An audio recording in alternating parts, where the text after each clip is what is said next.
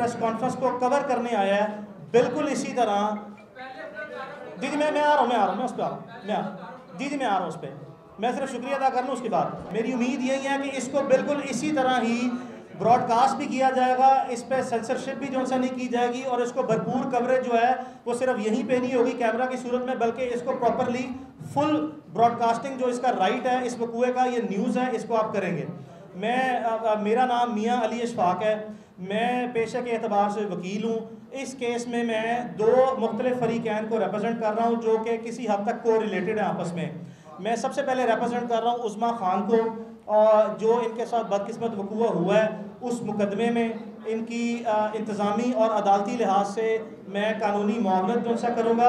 और दूसरा मैं मज़ीद रिप्रेजेंट कर रहा हूँ बैरिस्टर हसन खान नियाज़ी को कि कल रात इसी वकूए से मुतल्लिका आमना उस्मान मलिक, जो कि उस्मान मलिक साहब की बेगम है, उन्होंने एक अपना वीडियो क्लिप जारी किया है और उसमें उन्होंने बैरिस्टर हसन खान नियाज़ी पर जो सा है वो बेबुनियाद किस्म के और फजूल किस्म के इल्ज़ामात लगाए हैं। उसके लिए मैं बैरिस्टर हसन खान नियाज़ी की तरफ से भी FIA में एक लीगल प्रोसीडिंग मुकदमा दर्ज कराने की नीयत से अंडर दी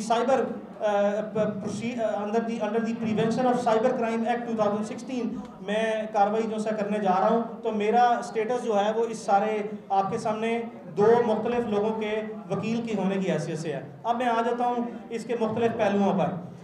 आपके सामने ये सोशल मीडिया से जो सा वो चीज़ हाईलाइट हुई है कल, और कल एक मुकदमा रात को दर्ज हुआ है, फाइल जो सा वो दे दें। कल रात लाहौर में डिफेंस सी पुलिस स्टेशन में एक मुकदमा दर्ज हुआ है जो कि पाकिस्तान में लाखों नहीं बल्कि करोड़ों लोगों ने अपनी आवाज़ बुलंद की है। और वो किस सूरत में की है, और वो किस सूरत में पब्लिक ने की है कि कुछ वीडियोस जो हैं वो लीक की गई हैं। आपको ये बताता चलूँ कि वीडियोस आपके सामने दो बहनें मौजूद हैं, उस्मा खान और हुमा। चूँकि विक्टिम ये हैं, ये तो मुमकिन नहीं है कि कोई इस वकूए की वीडियो ये बना ले या उस घर में इनके साथ, जिस घर में इनकी अपनी रहायशगाह पे इनके अलावा कोई मौजूद नहीं था सिवाय जो सा उस्मान मलिक के, तो ये तो मुमकिन नहीं है कि इनकी तरफ से इनके किसी मुलाजिम ने या इनके किसी जानने वाले ने कोई ऐसी वीडियो बनाई हो। तो वीडियो जो सा वो बनी है जिन लोगों ने उस घर पे दीदा दलेरी के साथ अटैक किया उनकी तरफ से, और वीडियो की जो लीकेज है लॉजिकली और सेंसिबली ये भी सिर्फ उन्हीं की तरफ से ही हो सकती है। चलें, अल्लाह भला करे जिसने वीडियो बनाई है, और अल्लाह भला करे जिसने वीडियो आगे फर्दर पब्लिकली ब्रॉडकास्ट की है। और उसके बाद लाखों नहीं बल्कि पाकिस्तान की करोड़ों आवाम ने नेशनली इंटरनेशनली इसको देखा, और पब्लिक से बेहतर जज कोई नहीं है। अगर जो पब्लिक ने देखा उसकी बुनियाद पर पब्लिक ने अपना एक ओपिनियन मेकअप किया, उसकी बुनियाद पर ही जो सा है वो हमारा बड़ी मुश्किल से नामुमकिन तरीके से, उसमें मीडिया के बहुत से ऐसे दोस्त हैं जिन्होंने मौके पर आके जो सा है वो इसको फर्दर कवरेज दी, और उनकी वजह से भी हमें अपनी हक रसाई में आसानी पैदा हुई है और मुकदमा दर्ज हो गया। अब मैं आ जाता हूँ आपको मुकदमे की तफसीलात के बारे में।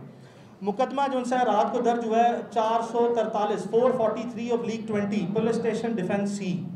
मुकदमे में दफात जो लगाई गई हैं, जिन लोगों ने उस घर पे अटैक किया गया है वो तीन नामजद लोग हैं जो तीनों फीमेल्स हैं। उनके नाम भी आपको बताऊंगा और उनकी रिश्तेदारियां भी आपको बता देता हूँ। लेकिन उससे पहले मैं आपको ज़रा जुर्म की नोयत जो इस वक्त मुकदमे में दायर की गई है वो बता देता हूँ। मुकदमे में सबसे पहले दफ़ा लगाई गई है 452 section 452 of the Pakistan penal code. वो डील करता है हाउस ट्रेसपासिंग के साथ कि आप किसी भी दूसरे शख्स के घर में बग़ैर इजाज़त कोई भी जुर्म करने की नीयत से अगर दाखिल हो जाएं और ज़बरदस्ती दाखिल हों उसकी कंसेंट के बगैर, तो ये पाकिस्तान पीनल कोड की दफ़ा अट्रैक्ट करती है।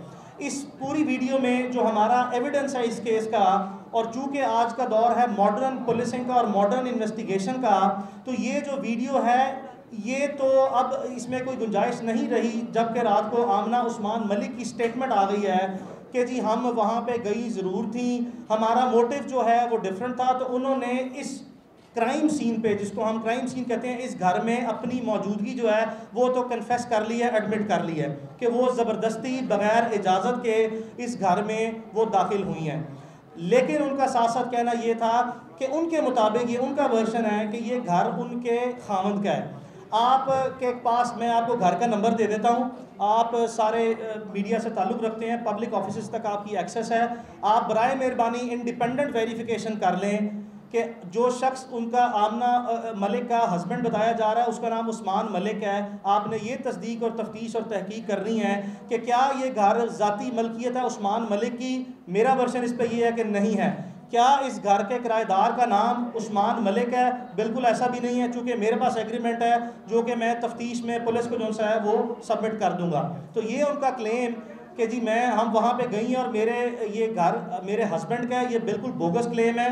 ये इस पे कोई ऐसी डॉक्यूमेंट्री एविडेंस प्रॉपर्टी की ऑनरशिप या उसकी रेंट एग्रीमेंट से मुतल्लिका उनके नाम पर ना है, तो ये तो उनके दावे की नफ़ी है। लेकिन मैं आपको फिर बताता चलूँ कि उन्होंने ये एडमिट करके कि ये मौके पर गई हैं लेकिन घर उनके हस्बैंड का था। मैंने 1 मिनट के लिए ये भी तस्वुराती ख्याल कर लूँ, जबकि हकीकत में ऐसा नहीं है, कि अगर उनके हस्बैंड का भी घर हो तब भी वो उस घर में दाखिल होने की मजाज ना है ज़बरदस्ती। बिल्कुल भी मैं कानूनी पोजीशन बताता फिरूँ, ये मेरा वर्शन नहीं है लेकिन वर्शन मैं अपना लेके आ रहा हूँ। ये घर में उस्मा रह रही हैं कहीं बहुत लंबे अरसे से। ना सिर्फ ये कि घर उस्मा खान के पोजेशन में है, बल्कि ये वहाँ पे इनकी रजिस्टर्ड प्रेजेंस जो सी है कागजाती सूरत में और अदरवाइज़ भी जो सा मौजूद है। और आप इसी सिलसिले में जो इनके नेबर्स हैं उनकी इंडिपेंडेंट स्टेटमेंट की वेरिफिकेशन भी मीडिया खुद जाके कर सकता है, जो कि हम बाद पुलिस को कराएंगे। तो पहला जुर्म तो ये है जी कि ये 452 PPC जो सा लगा है जिसमें इन्होंने अपनी प्रेजेंस मान ली है, तो ये तो जुर्म का इकरार जुर्म हो गया। इसकी कानून में 7 साल सज़ा है और ये एक नॉन बेलेबल ऑफेंस है। इस तरह के मुकदमात में जब इस तरह के इतनी सॉलिड रिलायबल और वेरीफाइबल एविडेंस हो और इतनी वाज़ेह एविडेंस हो, तो आम हालात में चूँकि ये एक ख़ास नोयत का मुकदमा है, उस पहलू पे भी नज़र डालेंगे कि क्यों ख़ास है, लेकिन आम हालात में पुलिस 5 मिनट ज़ाया नहीं करती और जिन लोगों ने जुर्म किया हो उनको गिरफ्तार करती है। लेकिन ताहाल हमारे इल्म में ना है, ना ही किसी मीडिया का भाई अगर कोई मैं बात गलत कह रहा हूँ तो उसकी तस्दीक कर दे कि कोई गिरफ्तारी अमल में नहीं लाई गई है। ये इस मुकदमे का पहला ऑफेंस है जी। बेल भी नहीं कराई, आप दुरुस्त कह रहे हैं, आज कोई बेल नहीं हुई। आज अदालती रिकॉर्ड ये कहता है कि इस मुकदमे में ज़मानत कबल गिरफ्तारी जो है वो सेशन कोर्ट लाहौर से नहीं कराई गई। अच्छा, दूसरा इसमें जुर्म लगा है 427 पाकिस्तान पीनल कोड। ये मिसचीफ के हवाले से है कि किसी के घर में या किसी भी जगह पर आप तोड़ फोड़ करें। अगर आप ये वीडियो का तमाम लोगों ने लाजमी तौर पर बगौर जायज़ा लिया है, तो इसमें आपको नज़र आ रहा है कि कुछ ख़वातीन आपके सामने पड़े गुलदानों को और घर में जो वैल्यूबल प्रॉपर्टी है उसको तोड़ फोड़ रही हैं। तो अगर आप सिर्फ उसकी वीडियो एविडेंस की रिलायबिलिटी पे जब तक कि वो क्वेश्चन मार्क नहीं करते कि ये जैली है या फर्जी है या ये एडिटेड है या ये ऑल्टर है, अगर ये, चूँकि मैं पहले बयान कर चुका हूँ कि आमना उस्मान मलिक ने अपने बयान में रात को एडमिट कर लिया कि मौके पर मौजूद थी और वीडियो के जो से कंटेंट्स उन्होंने वेरीफाई किए हैं, लिहाजा ये भी जुर्म जो है आपकी नंगी आंख देख सकती है, नेकेड आई से आप देख सकते हैं कि इस जुर्म का भी जिस किसी ने भी तोड़फोड़ की है वो आपको वाज़ेह तौर पर नज़र आ रहा है। तो इस सूरत हाल में भी पुलिस आम हालात में कोई ऐसे हालात हों तो गिरफ्तारी करती है, लेकिन इस जुर्म की हद तक भी कोई गिरफ्तारी अमल में तावक ना लाई गई है। तीसरा जुर्म जो सा है उस पर हमारा इन्वेस्टिगेशन में हम जो सा है वो इस चीज़ को हाईलाइट करेंगे, पुलिस को हम कायल करेंगे। अगर पुलिस ने बग़ैर वीडियो देखे हमारी नरेशन ऑफ FIR पर, यानी कि हमारी दरख्वास्त के मंदरजात को ही बुनियाद बनाते हुए FIR दर्ज की है, तो तीसरा जुर्म इन्होंने लगाया है 506। हमारा इस पे डिस्प्यूट है, ये 506 जुर्म नहीं बनता। ये 506 आगे सब सेक्शन 2 है, या उसको आप 506B कह लें या सब सेक्शन 2 कह लें, ये वो अट्रैक्ट होता है। उसकी वजह ये है कि जब आप किसी शख्स को धमकी देते हैं आम हालात में, जैसे मैं आपके सामने बैठा हूं और अगर मैं कोई धमकी अमेज़ बात करता हूं तो इसको कहते हैं 506 कि आपने किसी को जान से मार देने की या संगीन नताइज की धमकी दी। लेकिन अगर यही जुर्म मैं आपके सामने बैठ के कोई असला या कोई आला जिससे कोई आपकी जान को नुकसान पहुँच सकता है, अगर वो लेके करूँ तो इसको कहते हैं 506B, बिकॉज जो जुर्म है उसकी पेनिट्रेशन जो सी है उसकी शिद्दत में इजाफा हो जाता है और वो बनता है 506 सब सेक्शन 2 या 506B। तो चूँकि आप वीडियो में देख सकते हैं कि जो गार्ड गए हैं अंदर इनके, जो कि जिनका ऑब्वियसली नेचुरल सी बात है, हमने जो वकूआ हुआ है वीडियो को सामने रखते हुए और अदरवाइज जो हमारे साथ वकूआ हुआ है हमने वो नरेट कर दिया है। तो वो गार्ड आप देखें तो उनके हाथ में असला मौजूद था।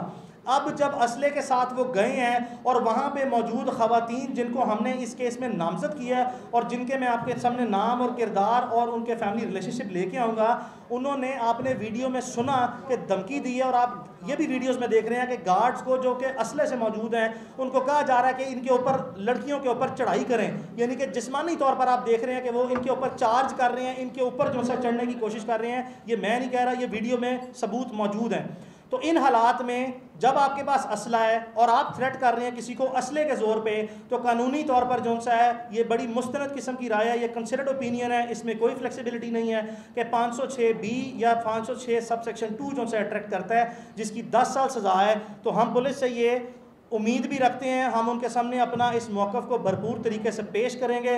हमें आपकी भी रहनुमाई चाहिए होगी, आप अपना इंडिपेंडेंट एक्सपर्ट का ओपिनियन भी लें कि हम कायल करेंगे कि इस मुकदमे में 506B ये हल्का ऑफेंस है, 506 जो कि काबिल ज़मानत है जिसकी 2 साल सज़ा है, और जो 506B है उसकी 10 साल सज़ा है, वो नाकाबिल ज़मानत जुर्म है। उसको इस केस में ऑल्टर किया जाए, अमेंड किया जाए या उसको चेंज किया जाए, उसको असल सूरत में हक़ाइक़ और जितने सबूत हैं उसकी बुनियाद पर जो सा है वो तफ्तीश सामने लाई जाए और इस जुर्म को आज़ाद किया जाए। तफ्तीश की ज़ुबान में इसको ये कहते हैं।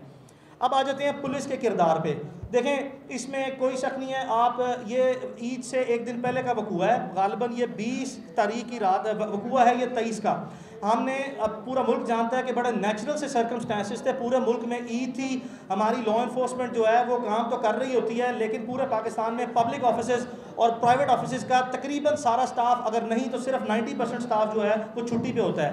तो इन हालात में हमारी सुनवाई कोई नहीं हुई, हम ज़ुबानी तौर पर गए हैं, हमें दुदकार के जो सा बाहर भेज दिया गया है। उसके बाद जिस वक्त ये सोशल मीडिया पर सर्कुलेट हुआ है, हमने दोबारा, कल पहला वर्किंग डे था, सरकारी छुट्टियों के बाद हम दोबारा गए हैं और हमने फौरी तौर पर अपनी शिकायत दर्ज कराई है। पहले चंद घंटे, 10 से 12 घंटे, इसमें कोई शक नहीं है कि हमारी सुनवाई नहीं हुई। कुदरती तौर पर जो सा है वो पुलिस का इनिशियल मौक़िफ़ ये था कि हमारे ऊपर दबाव है, हम कुछ नहीं कर सकते, नीचे SHO की लेवल पर बात कर रहा हूँ। लेकिन बाद चूँकि पब्लिक ओपिनियन जो सा है वो इस तरह इस मैसिव लेवल पे जो सा पहुँच गया कि एक पब्लिक परसेप्शन जो सा क्रिएट हो गया कि इसमें वाकई ये जो लोग हैं गुनहगार हैं और ये क्यों मलूज़ खातिर, अवाम की तरफ से सवाल जवाब और राय का सिलसिला शुरू हो गया, जिसको सामने रखते हुए पुलिस ने फाइनली अपनी प्रोफेशनल जिम्मेदारी, कानूनी जिम्मेदारी हकीकी मानों में जो सा अदा की है। इस पर लाहौर पुलिस, खासकर मैं सबसे पहले IG पंजाब को जो सा है वो मैं उनका शुक्रिया अदा करता हूँ कि उन्होंने इसका नोटिस लिया, बिकॉज जो इस केस में फिगर्स हैं जिसमें मैं मज़ीद थोड़ी देर में आऊँगा, उनकी मौजूदगी में आम हालात में इस मुल्क में देखा गया है कि मुकदमा तक के बुनियादी जो इंसान का हक़ है, किसी भी शहरी का हक़ है, उससे भी आपको महरूम किया जाता है। तो IG पंजाब का मैं सबसे पहले शुक्रिया अदा करता हूँ कि उन्होंने ये हमारा मुकदमा दर्ज किया। 2 केस में नकायस हैं, कमज़ोरियाँ हैं, हम आपको सबूत देंगे, हम आपको कन्विंस करेंगे, आपकी मेहरबानी, हम आपसे आज़ाद और गैर जानबदार तफ्तीश की उम्मीद रखते हैं। दूसरा मैं शुक्रिया अदा करूँगा CCP लाहौर का, चौधरी जुल्फ़िकार का। मैं इनको पुराना जानता हूँ, 10-15 साल से प्रोफेशनल पुलिस ऑफिसर हैं, कभी इनकी शोहरत जो सी है बुरी सुनी देखी नहीं गई। और तीसरा मैं अब मज़ीद तवक्को करता हूँ सबसे पहले लाहौर के DAG इन्वेस्टिगेशन से मेरे मुतालबात। भाई मैं आप मेरी आप फैमिली से पूछ लें, अगर वो बोलना चाहती है तो बोल लेती हैं, आप पूछें, वो बोलना चाहती है, आप उनकी कंसेंट के बगैर तो नहीं उनको कह सकते बोलने का, आप वो तो नहीं कह सकते। हाँ, वो कर लेते हैं, आपके सवाल जवाब पे आएंगे, आप बोलें, बता दें वही बात जो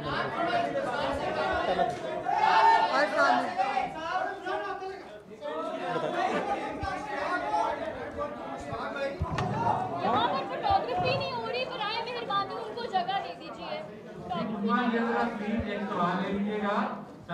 जी पहले तो मैं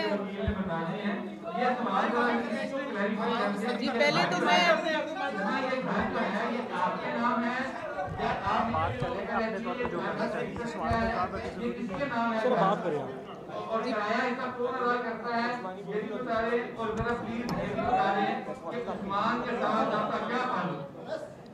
जी पहले तो मैं आप सबका शुक्रिया अदा करना चाहती हूँ, आज सब लोग यहाँ पर आए।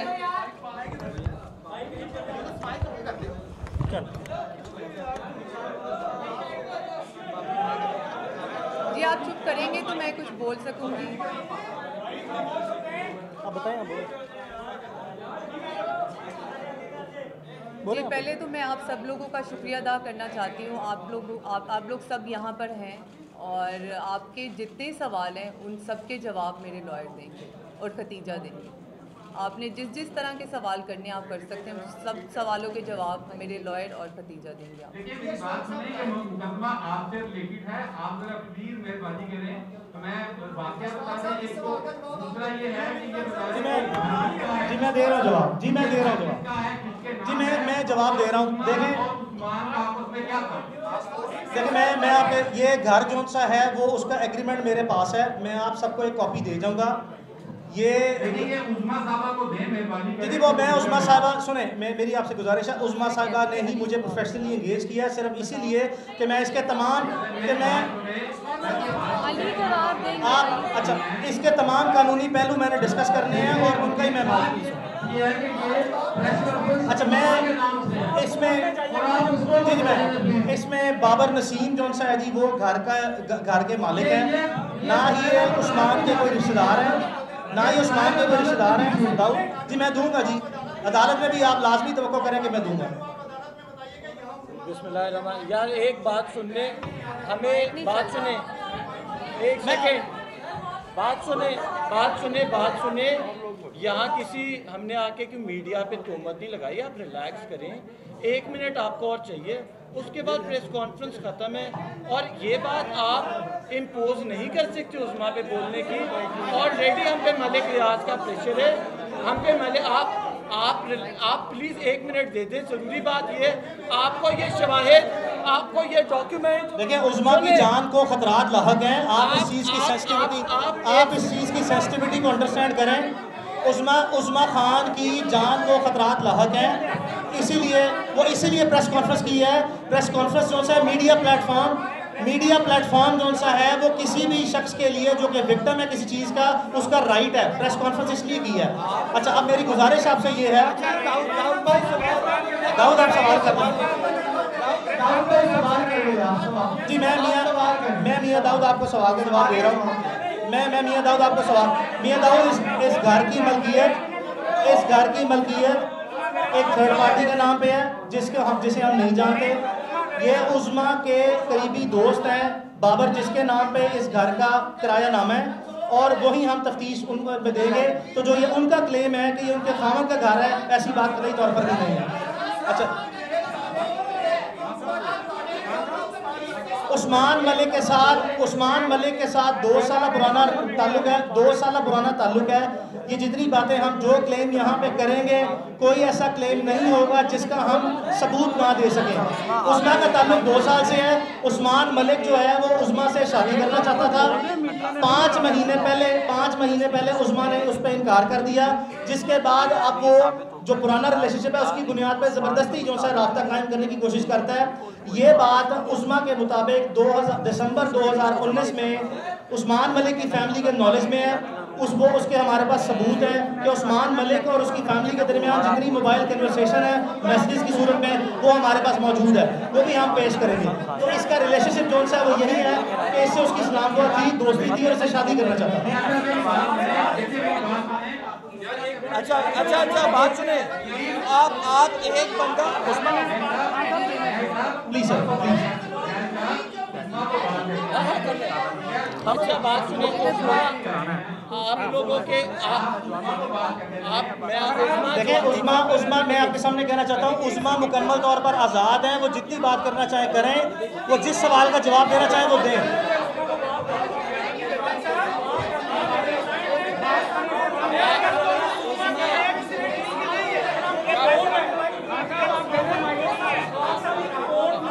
आप उस्मा से सवाल करें, मैडम आप उस्मा से सवाल करें।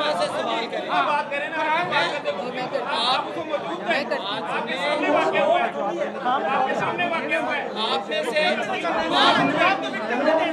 आप उस खवातीन को सवाल तो करने थे, आप उस सवाल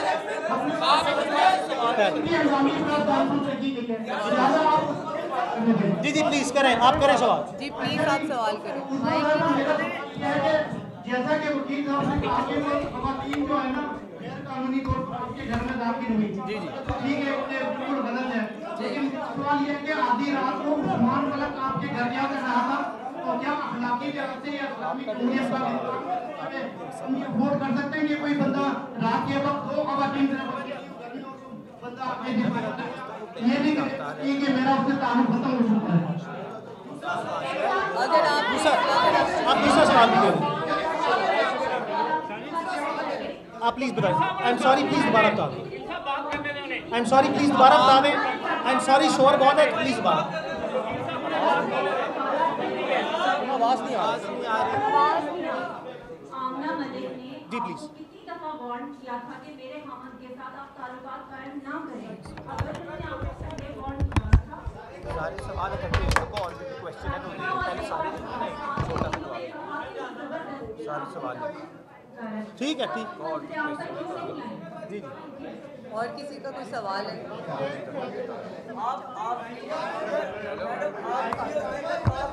सवाल हो गए।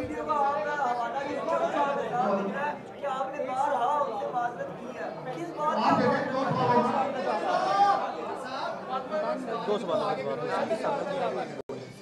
मुझे एक करके पूछेंगे तो मैं जवाब दे दूँगी, इस तरह मुझे समझ नहीं आ रहा। जी, पहली बात तो ये है, मैंने इस बात का जवाब दिया है आपको कि मेरा उस्मान के साथ मेरी दोस्ती थी, ठीक है, और वो मुझसे निकाह करना चाहता था। मैं 2 साल से उसे जानती हूँ, ठीक है। और रही बात उनकी वाइफ की, उन्होंने मुझे कभी वार्न नहीं किया, इसका कोई एविडेंस नहीं है, और इस चीज़ का कोई एविडेंस भी नहीं है। और उन्होंने मुझे कभी एक कॉल भी नहीं की। मैंने उन्हें देखा पहली दफ़ा उसी दिन है, चांद रात के रात।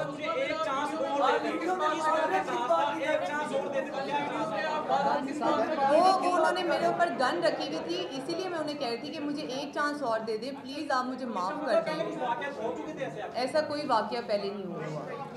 वो चांस देने से मुराद ये होती है कि जब आपकी जान जा रही हो तो आप कहते हैं कि अगर आपको ये एतराज़ है मेरे इनके साथ रिलेशनशिप है तो मैं नहीं, ऐसा कोई नहीं है। वो चांस की बात सिर्फ इस वजह से है, मैं कर लेता हूँ, नहीं मैं, अगर चांस की बात सिर्फ इसीलिए है कि अगर आपको इस रिलेशनशिप पे एतराज़ है तो रिलेशनशिप नहीं रखा जाए भाई, वो भी।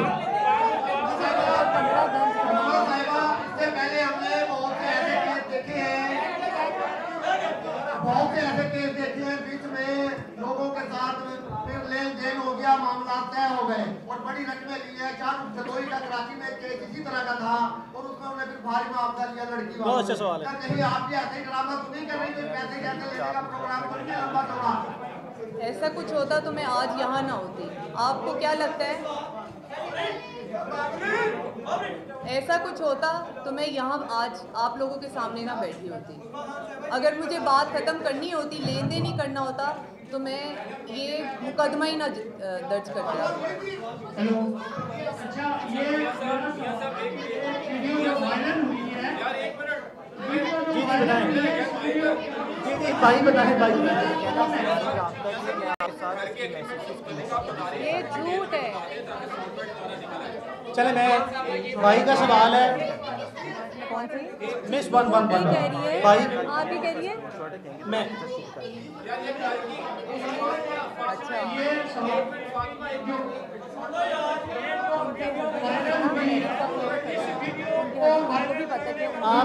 आपका सवाल है घर की किराएदारी से मुतल्लिका।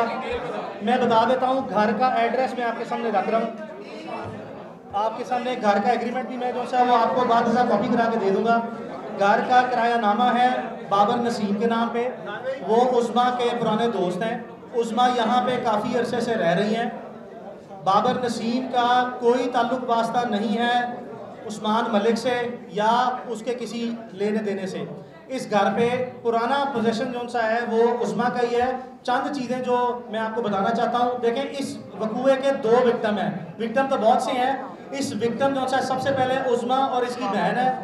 उस्मा की बहन भी जो सी है, इनका पाँव जख्मी हुआ है, आपने वो देखा होगा। दूसरा विक्टिम जो सा मलिक रियाज खुद हैं इसके, चूँकि मलिक रियाज जो सा मौके पर मौजूद नहीं थे, इसमें कोई शक नहीं है। हमारा मलिक रियाज पर कोई ज़ाती क्लेम ये नहीं है कि उन्होंने किया है। वो विक्टिम इसलिए हैं कि उनकी 2 बेटियां अंबर मलिक और पश्मीना मलिक, जो मलिक रियाज की 2 बेटियां जो मुकदमे में नामजद है, वो वहाँ पे मौजूद थी। तो हमारी तरह इस वकूए के मलिक रियाज ज़ाती तौर पर ख़ुद भी विक्टिम है, लेकिन हम मलिक रियाज के विक्टिम कुदरती तौर पर बन जाते हैं कि वो पाकिस्तान की एक इन्फ्लुएंशियल जो सा शख्सियत माने और जाने जाते हैं। तकलीफ़ इस चीज़ की है कि उन्होंने कौमी इदारे जो से हैं आर्म फोर्सेस का दिया कि ISI को बुला चुक के ले जा। ये बताना चाहता हूँ कि ISI के तो शायद किसी सिपाही का बूट भी जो सा है वो नहीं कर सकते। मलिक रियाज की बेगमात को या फैमिली को इस तरह की बातें इदारों को बीच में इन्फ्लुएंस नहीं करना चाहिए था। तो एक इसके विक्टिम ISI वाले हैं, एक आपके सामने ये हैं, एक मलिक रियाज उनकी बेटियों के और अपने रिश्तेदारों के विक्टिम खुद ज़ाती तौर पर हैं। अच्छा जी वकील साहब जी जी प्लीज। एक उस्मा बात करना चाहती है, एक उस्मा बात करना चाहती है। निजाम के हवाले से है जी जी इस मुल्क में आपने बहुत सारी दफात करवाई है, घर में दाखिल हुए की और बहुत कुछ एक मिनट माइक ले लें, बाद में आप बात कर लें। जी जी अदालती निजाम के हवाले से है कि आपने दफात बहुत सी करवाई, तोड़फोड़ की, घर में दाखिल हुए और इस मुल्क ने यह भी देखा कि वकील जब PIC में दाखिल हुए हर चीज रिकॉर्ड में है और वो उसका फैसला भी सामने आ गया, उसमें जो कुछ हुआ है वो जी जी क्या इस केस का भी फैसला उसी तरह होगा? दूसरा सवाल ये है कि उस वीडियो को किसने बनाया, आप उसका नाम क्यों नहीं लेते, उस वीडियो को वायरल किसने किया? ये मुमकिन नहीं है। जी जी मजीद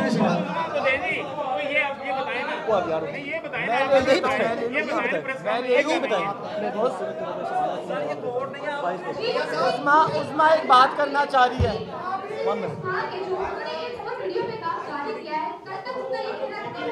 उसको बोलने दो यार।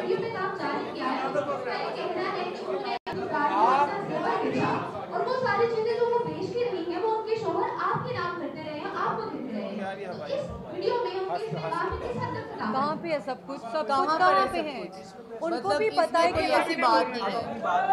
अगर कोई ऐसी बात है तो वो अपना मुकदमा अपने खामन के खिलाफ दर्ज कराएं, अपने खामन के खिलाफ मुकदमा दर्ज कराएं कि जो उनकी मलकियत थी उनकी इमारत में खयानत करते रहे। आप कर लेते हैं, इनको ना लेकर आते, आप कर लेते हैं। बहुत बड़ी बात है। आप तो प्रेस कॉन्फ्रेंस कर रहे हैं, वो बता रही नहीं, बोल नहीं रहे जिनके साथ वाकया हुआ है।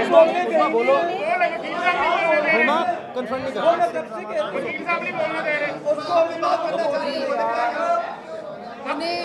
उन्हें अगर लगता है कि वो पैसों से बात करके और इस तरह की बात करके वो सही साबित हो जाएंगे, तो ऐसा तो मुमकिन नहीं है। जो उन्होंने किया है उस चीज़ का उन्हें मुझे जवाब देना पड़ेगा कि उन्होंने ये मेरे साथ क्यों किया। और रही बात उस्मान मलिक की, उस्मान मलिक अभी तक मुझे मैसेजेस कर रहे हैं और कॉल्स कर रहे हैं। आप कितना किराया दे रहे बाबर साहब को?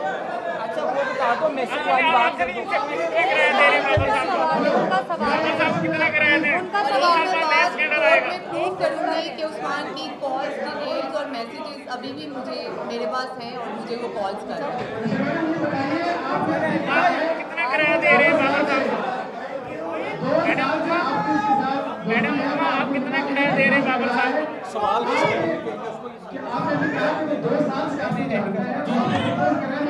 इन्हें बोलने देना, कितना किराया दे रहे हैं?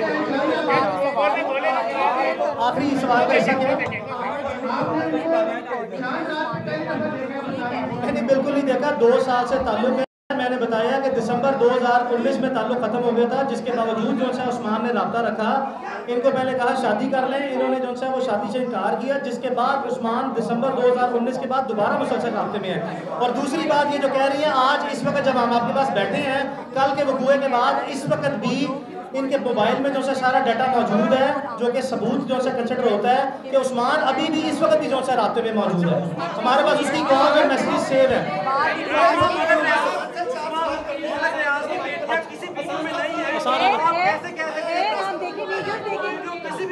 अच्छा हम मुतालबात आप मज़ीद सवाल आसान से मुतालबात आपके सामने रख देते हैं।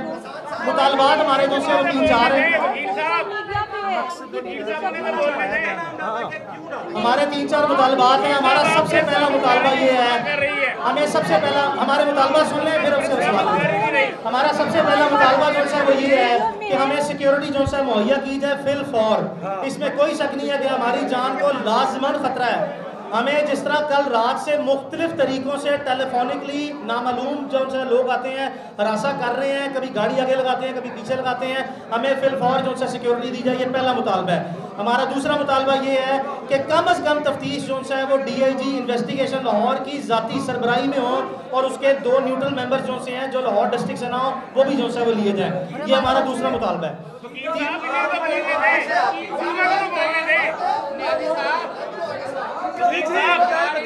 हमारा तीसरा मुतालबा जो है वो ये है, हमारा तीसरा मुतालबा जो है वो ये है, हमारा तीसरा मुतालबा ये है कि फिलफौर जो है मुलज़िमान की गिरफ्तारी जो से अमल में लाई जाए और कतई तौर पर यह तासुर न दिया जाए कि ये बाअसर लोग हैं, कानून से ज़्यादा रोब और ताकत किसी चीज़ की नहीं होती। बराए मेहरबानी को गिरफ्तार किया जाए।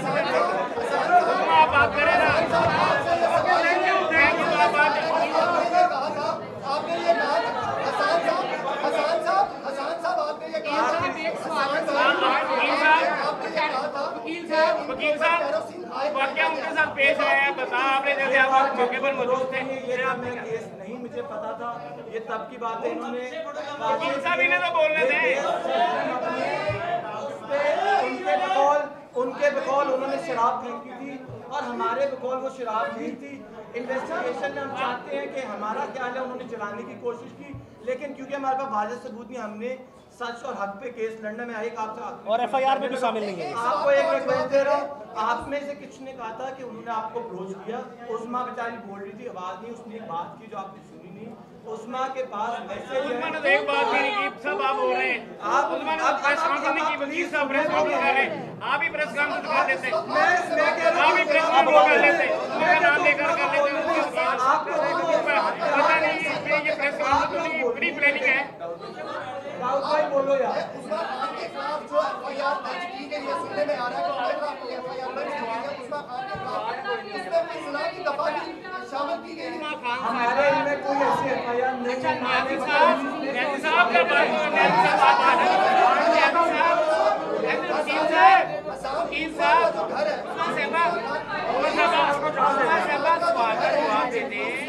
ये देखिए अभी वकील साहब ने कहा है कि